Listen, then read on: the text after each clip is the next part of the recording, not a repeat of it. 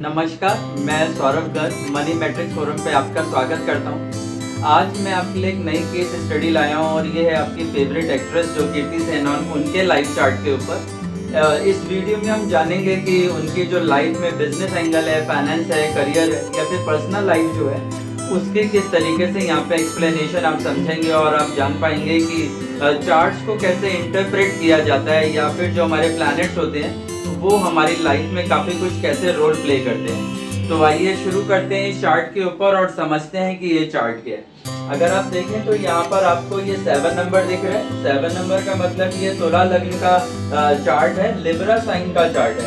हम जानते हैं कि लिब्रा जो है वो एक बैलेंस उसका जो सिंबल है, दैट मीन्स कि वो एक बिजनेस को रिप्रेजेंट करता है। तो ये एक जो चार्ट हम देख रहे हैं ये परफेक्ट एक बिजनेस वुमेन का चार्ट है, क्योंकि आप इसके 10th हाउस में भी देख रहे हैं तो यहाँ पर आपको कैंसर साइन दिख रहा है और जो एक फीमेल साइन है, वाटर एलिमेंट का साइन है।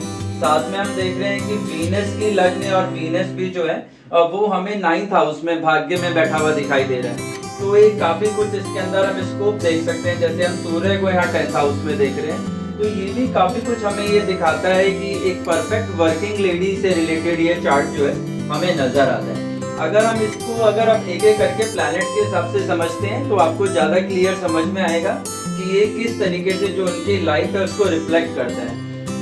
आप देख सकते हैं कि यहाँ पर जो ये 7 नंबर लिब्रा है उसी का लग्न लॉर्ड जो है हमें 9th हाउस में दिखाई दे रहा है। ये जो 9th हाउस रहता है ये हमारे लक का, फॉर्चून का रहता है, हमारे जो लॉन्ग टर्म विजन्स रहते हैं उनसे रिलेटेड रहता है। तो आप देखें कि काफी कुछ उनको भाग्य सपोर्ट कर रहा है और वो लाइफ में काफी आगे तक जाने में सक्सेसफुल रही। साथ में हम जानते हैं कि वीनस जो है वो आर्ट को रिप्रेजेंट करता है और उसके आप देखें तो सामने सैटर्न के एस्पेक्ट में भी आपको वो दिखाई दे रहा है। तो जहाँ भी शनि का शुक्र के साथ इस तरीके का रिलेशन हमारे सामने बनता है तो हम देखते हैं कि ऐसे लोग जो है वो फिल्म्स में, मूवीज में, ड्रामा में कहीं ना कहीं मीडिया के कनेक्शन में हमें ज्यादा दिखाई देते हैं। और हम ये भी देख रहे हैं कि मून भी हम देखते हैं कि कर्म स्थान का स्वामी जो मून है वो भी मरकरी के साइन के अंदर है। तो मरकरी भी हमें जो है तो कम्युनिकेशन और जो हमारी इंटेलेक्चुअल प्रॉपर्टी रहती है उसको और बिजनेस को, ट्रेड को रिप्रेजेंट करता है। तो यही उनका जो है एक एक्ट्रेस बनने का जो कॉम्बिनेशन है वो उनके चार्ट में हमें नजर आता है।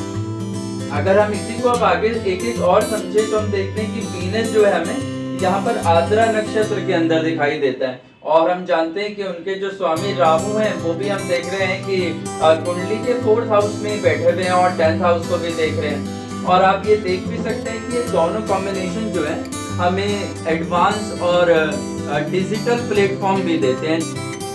अब डिजिटल प्लेटफॉर्म के लिए आप देख सकते हैं कि यहाँ पे राहु का एलिमेंट हमें दिखाई दे रहा है जो हमें इलेक्ट्रिक या फिर जो गैजेट्स हैं उन सब चीज़ों से ज़्यादा रिफ्लेक्ट करते हैं। और वीनस जैसे मैंने आपको बताया कि आर्ट और फिल्म जो है, मार्केटिंग जो है उन सब फील्ड के अंदर काम करता है। और मरकरी भी हमें जो है एक मीडिया प्लेटफॉर्म देता है। तो आप इसलिए देख सकते हैं कि उनको जो प्लेटफॉर्म मिला उसमें हम OTT का रोल भी देखते हैं। उसके अंदर आप उनकी फिल्म्स में भी आप देखें तो आपको यहाँ नजर आएगा कि उन्होंने काफी कुछ जो फिल्म्स हैं उसके अंदर भी मीडिया को काफी कनेक्ट करा।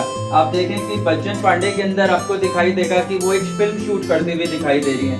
इसी तरीके से आप लुका छिपी में देखें तो वहां भी आपको दिखाई देगा कि वो एक इंटर्नशिप मीडिया के अंदर ही करती हुई दिखाई दे रही है। और आप मिमी के अंदर भी देखें तो वहां भी वो अपना विजन फिल्म में जो है एक फिल्म एक्ट्रेस बनने के करियर के अंदर हमें जाती हुई दिखाई दे रही है। इसी तरीके से आप अर्जुन पटियाला में देखें तो वहां भी वो एक मीडिया चैनल को रिप्रेजेंट करती हैं। तो आप देख सकते हैं कि राहु का केंद्र में होना और मरकरी को लाभ भाव में होना या गेनिंग हाउस में होना और लग्नेश को उसके साथ कनेक्ट होने से जो है उनको फिल्म्स के रोल्स भी हमें उसी तरीके से मिलते हुए दिखाई दे रहे हैं। और शनि का जैसे मैंने आपको एक्सपेक्ट बताया कि शनि शुक्र के साथ जुड़ा हुआ भी है, तो ये भी आप देखेंगे कि ज्यादातर जो एक्टर्स रहते हैं यानी जो लोगों को लगता है कि वो बहुत अच्छे एक्टर्स बन सकते हैं तो उन्हें देखना चाहिए कि शनि और शुक्र का जो कॉम्बिनेशन है वो उनके बर्थ चार्ट में कितना पॉजिटिव है।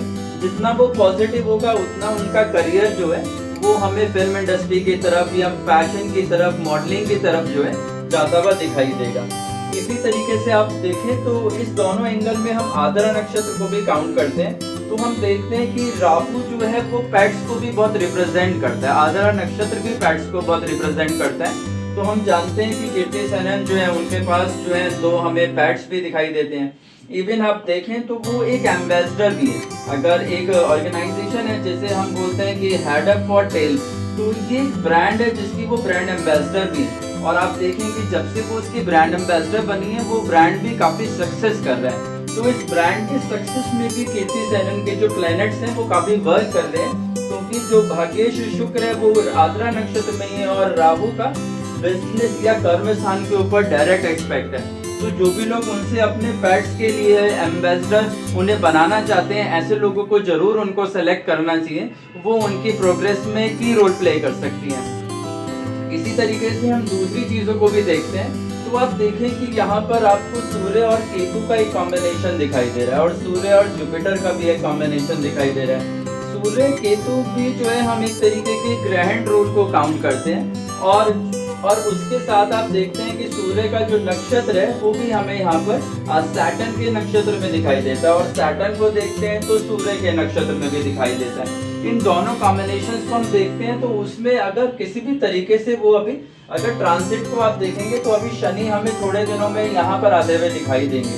सूर्य अभी ऑलरेडी जो है वो उनके कर्म स्थान को देख रहे हैं। तो आने वाली जो भी उनके बिल्स में अगर वो कॉर्पोरेट का रोल प्ले करते हैं, किसी भी तरीके के कॉर्पोरेट लाइफस्टाइल को रिप्रेजेंट करती हैं, किसी बिजनेस हाउस को रिप्रेजेंट करती हैं, तो वो भी उनके बिल्स में काफी कुछ जो है हमें सक्सेस देता हुआ नजर आ सकता है। वो भी इसके अंदर हम आने वाले फिल्मों में उनकी जरूर नोटिस करेंगे या आप जरूर नोटिस कीजिएगा जो भी आप उनके फ्रेंड्स हैं, ताकि आपको ये समझ में आए कि किस तरीके से जो है जैसे जैसे हमारे प्लैनेट्स मूव करते रहते हैं वैसे वैसे हमारा करियर और उससे जुड़ी हुई चीजें भी मूव करती हैं। मंगल को अगर हम यहाँ देखें तो मंगल भी हमें जो है भरणी नक्षत्र में दिखाई देते हैं। तो भरणी नक्षत्र जो है वो शुक्र का ही नक्षत्र है। उसमें भी हम देख सकते हैं कि 7th हाउस एक लाइफ पार्टनर को भी रिप्रेजेंट करते हैं। तो काफी कुछ स्कोप है कि उनका जो लाइफ पार्टनर हो वो उनकी अपनी इंडस्ट्री में से ही हो और उसी के अंदर से वो अपने लाइफ पार्टनर को सेलेक्ट करें। अगर हम इसको देखें तो मंगल जो है वो उनके 2nd हाउस का लॉर्ड भी है और 7th हाउस का लॉर्ड भी है। देखिए भरणी में क्या रहता है कि एक एस्केप एलिमेंट रहता है, यानी सीधे सीधे जो है सामने से चीजें दिखाई नहीं देती। और हम देखते हैं कि वो सैटर्न के ट्राइन में भी हैं और अभी शनि जहाँ पर अभी राशि परिवर्तन करके एक्वेरियस साइन में आए हैं तो वो भी उसको देख रहे हैं। तो आप उसमें जान पाएंगे कि जब भी उनका मैरिज का न्यूज आएगा तो वो आपको इमीडिएट एक सरप्राइज एलिमेंट की तरह जो है नजर आएगा और उसकी संभावना भी हमें दिखाई देती है, क्योंकि उनको गुरु की महादशा है और गुरु की अंतरदशा है जो अभी 1 जनवरी 2022 से स्टार्ट हुई है और 1 जनवरी 2024 के बीच में। तो ये भी हमें जो है उनके चार्ट पर समझना होगा कि कौन सा फिल्म एक्टर है, या आप खुद ही उसको गैस करें या देखें। लेकिन काफी कुछ संभावना जो है वो ये है कि ऑलरेडी इवन हम उसमें ये भी कह सकते हैं कि जो उनका लाइफ पार्टनर है या जो एक्टर है उसके साथ उनका एज डिफरेंस भी ज्यादा रह सकता है। देखिए जब शनि का एलिमेंट आता है तो हम क्या देखते हैं कि हमारा जो लाइफ पार्टनर होता है और जो हम होते हैं दोनों के बीच में एज डिफरेंस जो है यूजुअली वो 4-5 साल से ज्यादा कभी हमें दिखाई देता है, तो वो भी हम देख सकते हैं। दूसरा हम सैटर्न को यहाँ रेट्रोग्रेड भी देखते हैं तो उसमें भी हम देखते हैं कि कई बार जो है हमारी रिलेशनशिप जो है वो एक से ज्यादा भी रहती है लाइफ में, लेकिन यूजुअली अनमेच्योर रहती है, रिपीटेटिव रहती है, क्योंकि सैटर्न हमें यहाँ पे रिपीटेटिव फॉर्म के अंदर ही ज्यादा नजर आ रहे हैं। या फिर हम कह सकते हैं कि जो स्पाउस है जब वो शादी करेंगे तो वो देखेंगे कि उनका जो स्पाउस है वो सिंगल पेरेंट चाइल्ड है। हम देखेंगे कि उनके या तो फादर नहीं होंगे या मदर नहीं होंगी, तो उस तरीके का चार्ट भी हमें इसके अंदर जो है ज्यादा हुआ नजर आता है। इसी तरीके से आप देखें तो यहाँ पर हमें जो है जुपिटर की पोजीशन को भी हमें देखना है। जुपिटर भी हमें यहाँ पर पुनर्वसु नक्षत्र अपने ही साइन के अंदर आते हुए नजर आ रहे हैं और राहु के एस्पेक्ट में नजर आ रहे हैं। हम देखें जुपिटर और सैटर्न मिलके जो है एक बड़ी ब्रांड डेवलपमेंट भी दिखाते हैं। और इस दोनों कॉम्बिनेशंस को अगर हम यहाँ पर देखें तो हम देखते हैं कि कीर्ति सेनन ने भी अपने 2 ब्रांड्स जो है वो डेवलप करे हैं। एक मिस टेकन के नाम से उनका क्लोथिंग ब्रांड है और दूसरा एक फिटनेस फ्रीक के नाम से भी उनका ट्राइब के नाम से एक दूसरा ब्रांड है जिसमें वो फिटनेस को देखते हैं। देखिए फिटनेस का एंगल समझने के लिए हम देख सकते हैं कि वीनस की पोजीशन बहुत स्ट्रांग नजर आती है राहु के अंदर नजर आती है, तो एक्टिव और मंगल को लग्न को भी देख रहे हैं, तो हम अपनी हेल्थ को लेकर, फिटनेस को लेकर काफी कॉन्शियस नजर आते हैं। तो ऐसे ब्रांड्स भी जो हैं वो उन्होंने अपने डेवलप करे हैं और जो अभी काफी कुछ अच्छा जो है हमें परफॉर्म करते हुए नजर आ रहे हैं। अगर फिल्मों की बात करते हैं तो हम देखते हैं कि सूर्य और केतु की एक कॉम्बिनेशन यहाँ पर दिखती है, सूर्य की और जुपिटर की एक कॉम्बिनेशन दिखती है, तो उन्हें ऐसी फिल्म से जरूर बचना चाहिए जो किसी भी तरीके के जो है वो पास्ट लाइफ को रिप्रेजेंट करती है। अगर आप पास्ट लाइफ में जाएंगे या फिर आप हिस्ट्री फॉलोइंग फिल्म्स बनाएंगे तो वो आपके लिए बहुत अच्छा नहीं है। उनके लिए ज़्यादा अच्छा ये है कि वो कॉर्पोरेट्स की तरफ जाने की कोशिश करें, मीडिया की तरफ जाने की कोशिश करें, या फिर फॉरेन इंक्लिनेशन की तरफ जाने का कोशिश करें, वो ज़्यादा अच्छा है। और आप देख भी सकते हैं कि उनकी एक फिल्म थी राब्ता, जिनमें उन्होंने पास्ट लाइफ के ऊपर रोल प्ले करा और वो फिल्म कुछ भी अच्छा नहीं कर पाई। इसी तरीके से आप देखते हैं कि पानीपत में भी वो जो है एक पास्ट लाइफ जो हिस्ट्री कैरेक्टर है वो भी उन्होंने प्ले करा और वो भी कुछ अच्छा नहीं कर पाई। और रिसेंटली अभी हम आदि पुरुष के बारे में सुन रहे हैं तो उसके रिव्यूज भी बहुत अच्छे नहीं आ रहे। तो उन्हें इस तरीके की फिल्म से फ्यूचर में बचना चाहिए। अगर आप उनके फ्रेंड हैं तो ये बात उन्हें आप जरूर बताएं कि वो ऐसी फिल्म की को काफ़ी कुछ अवॉइड करें। दूसरा हम देखते हैं कि जैसे मैंने आपको बताया कि मंगल भरनी में रहता है और वो सेकंड लॉर्ड भी है, तो उसमें एक एस्केप एलिमेंट दिखाई देता है। आप उनकी फिल्म्स में देखें तो यहाँ भी वो आपको एस्केप एलिमेंट दिखाई देगा। जैसे हम देखते हैं कि बच्चन पांडे के अंदर वो हीरो से ही एक बात छुपवाती हुई दिखाई देती है कि वो उसको विलेन की जगह का कॉमिक रोल के अंदर प्ले कर रही है। इसी तरीके से हाउसफुल 4 में भी हमने देखा कि वो अपने फादर से काफ़ी कुछ बातें छुपाती हैं। लुका छिपी में भी हमने देखा कि वो अपने लिविंग रिलेशनशिप की बात छिपाती हैं। मीनी में भी हमने देखा कि वो अपनी सैरोगेसी की बात अपने पेरेंट्स से और सबसे छुपाती है। तो इस तरीके का जो हिडन एलिमेंट है, या फिर हम दिलवाले में भी देखते हैं तो वो अपनी बहन से जो है रिलेशनशिप की जो बात होती है वो छुपाती हुई दिखाई देती है। तो ये भी आप उनकी फिल्म्स में एलिमेंट को देखेंगे कि बार बार वहाँ आपको एक ट्विस्ट जरूर उनके कैरेक्टर में दिखेगा कि वो किसी ना किसी बात को यहाँ पर छिपाती हुई दिखाई दे रही है। अभी हम जुपिटर का ट्रांसिट देखें तो अभी वो काफी कुछ फेवरेबल दिखाई देता है। जुपिटर उनके 6th हाउस के अंदर अभी बैठे थे, 6th हाउस के लॉर्ड है, और वापस अभी जो है अप्रैल के अंदर जो है वो वापस मंगल के ऊपर आ जाएंगे। हालांकि जुपिटर मंगल जो है वो करियर के लिए थोड़ा चैलेंजिंग रहता है और मैरिज लाइफ के लिए काफी प्रो रहता है। तो इसमें हो सकता है कि वो अपनी मैरिज लाइफ को काफी कुछ आगे मूव करती हुई नजर आए। अगर हम उनके लाइफ के इम्पोर्टेंट ईयर्स देखते हैं तो हमें 2014 एक इम्पोर्टेंट ईयर दिखाई देता है, दूसरा हमें 2024 भी एक इम्पोर्टेंट ईयर दिखाई देता है। तो इन दोनों ईयर्स में उनके लाइफ और करियर में हमें मेजर चेंजेस दिखाई देते हैं। अगर बर्थ चार्ट को देखें तो हम देखते हैं कि लग्नेश 9th हाउस में दिखाई देता है, राहु जो है अब केंद्र में सेंटर में बैठे दिखाई देते हैं, और चंद्रमा भी जो है जो 10th लॉर्ड है वो भी फॉरेन में जाता हुआ दिखाई देता है। तो हम उन्हें फॉरेन की फिल्म्स में भी जाते देख सकते हैं, फॉरेन के से रिलेटेड बिजनेस में भी जाते देख सकते हैं, और कॉर्पोरेट वर्किंग में भी देख सकते हैं। देखिए जो कीर्ति सेनन का चार्ट है वो एक मोर देन बिजनेस एक्ट्रेस है, वो एक बिजनेस वीमेन की तरीके से ज़्यादा हमें आगे मूव होती हुई दिखाई देती है। और तो हम पर्सनल लाइफ देखें तो वो थोड़ी हमें टफ दिखाई देती है। और हम देखते हैं कि जब हम एक पब्लिक इमेज होते हैं या एक कॉर्पोरेट इमेज होते हैं तो हमारे पास अपनी जो फैमिली लाइफ होती है उसके लिए काफ़ी कुछ चैलेंजेस हमारे सामने होते हैं। उनकी फैमिली हिस्ट्री भी देखें तो आप देखेंगे कि उनके फादर जो है वो चार्टेड अकाउंटेंट है। आप देख सकते हैं कि सूर्य गुरु के साथ पोजीशन लिए हुए।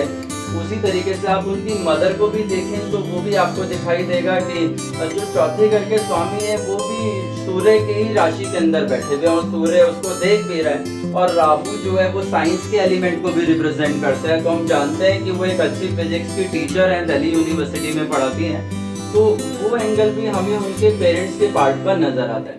और हम इसमें ये भी देखते हैं कि उनका मून भी जो है वो हस्ता नक्षत्र में, देखिए हस्ता नक्षत्र में यदि चंद्रमा रहता है तो उसकी जो इंक्लिनेशन रहती है अगर हम उनके पेरेंट्स में कंपेयर करें तो मदर के टूवर्ड ज़्यादा रहती है, यानी वो मदर की बातों को ज़्यादा अडॉप्ट करते हैं, मदर की चीज़ों को ज़्यादा वैल्यू देते हैं। और हम यहाँ देख भी रहे हैं कि उनके भाग्य में हमें ड्यूअल साइन यानी जेमिनी साइन के अंदर जो है वीनस दिखाई दे रहा है। तो यहाँ पर 2 लेडीज का लक हमें यहाँ पे दिखाई दे रहा है। तो एक उनकी मदर है जो उनको काफ़ी कुछ गाइड कर रही हैं और उनको आगे बढ़ाने में प्रमोट कर रही हैं, और दूसरा हम जानते हैं कि उनके लिए जो रोल आइकॉन है वो प्रियंका चोपड़ा भी हैं। वो कई बार मीडिया में बोलती हैं कि प्रियंका चोपड़ा से वो काफ़ी इंस्पायर्ड है और हम देखते हैं कि काफ़ी कुछ उनकी फ़ोटोज़ जो हैं वो हमें प्रियंका चोपड़ा के साथ दिखाई देती है। और आप प्रियंका चोपड़ा को भी देखें तो उनका भी आपको फॉरेन एंगल ज़्यादा दिखाई देगा, उनके भी आप देखेंगे तो वो काफ़ी कुछ अपनी ब्रांड वैल्यू पे काम करती हैं। तो ये भी हमें इनकी लाइफ के अंदर जो है वो दिखाई देता है। जो ध्यान रखने वाली चीज़ है वो ये है कि हमें किसी भी तरीके के कंट्रोवर्शियल एडवर्टाइजमेंट में नहीं जाना चाहिए। हम देखते हैं कि बहुत सारी सस्ती पब्लिसिटी करने के लिए बहुत सारे जो फिल्म्स हैं उनके पीछे एक प्रोपेगेंडा क्रिएट होता है जिसमें क्रिटिक्स का रोल रहता है। कभी वो ऐसी पिक्चरें बना देते हैं जिसमें सोसाइटी हर्ट होती है या फिर गवर्नमेंट को भी कुछ जो है सेंसर करना पड़ता है। तो ये दोनों चीज़ों का कीर्ति को भी ध्यान रखना होगा कि वो किसी भी तरीके से टैक्स से रिलेटेड अगर कोई चीज़ है तो उसके ऊपर ध्यान दें और इसी तरीके से कुछ भी ऐसी क्रिटिक वाली चीज़ों से बचें जो उनको हिस्ट्री से, पास्ट से या फिर किसी नेगेटिव तरीके के अप्रोच में ट्रैप करती है। अगर इसकी जगह वो कॉर्पोरेट फिल्म्स में रहेंगी, मीडिया में रहेंगी या फिर किसी बड़े मीडिया हाउस को वो ओन कर लेती हैं, उसकी स्टेक ले लेती हैं या फिर उसके साथ एसोसिएट होती हैं, तो वो भी उनके करियर में काफ़ी कुछ इम्पोर्टेंट दिखाई देता है। तो ये आज का एक एनालिसिस था जिसमें मैंने आपको ये समझाने की कोशिश करी कि किस तरीके से हम जो लाइफ में कर रहे होते हैं वो अल्टीमेट हमारे प्लैनेट्स की ही एक बैक एनर्जी से आगे मूव कर रहा होता है। अगर आपकी लाइफ में भी इसी तरीके की चीज़ें आप भी सोचते हैं कि मुझे किस तरीके से अपनी लाइफ की जर्नी को आगे ले जाना है या फिर मेरी लाइफ में कौन सी नई चीज़ें अभी एंगल्स आ सकते हैं, तो आप भी इस तरीके का अपना एक एनालिसिस जो है वो हमसे करा सकते हैं। और आप कीर्ति सेनन के फ्रेंड हैं तो आप इनको इस वीडियो को उन तक ज़रूर भेजें ताकि वो आप अपनी जो एक्ट्रेस है उसको और आगे लाइफ में जो है वो प्रोस्पेरिटी गेन करता हुआ देखें। कीर्ति सेनन के फ़ैन हैं, फॉलोवर हैं, तो आप इस वीडियो को लाइक शेयर सब्सक्राइब जरूर करें, दूसरे लोगों तक इसको भेजें। और इसमें हमने अपना एक लिंक भी डिस्क्रिप्शन बॉक्स में दे रखा है। अगर आपको इस तरीके की कुछ कंसल्टेंसी अपने बिजनेस के लिए, फाइनेंस के लिए, करियर के लिए करानी है तो हमसे ज़रूर संपर्क करें।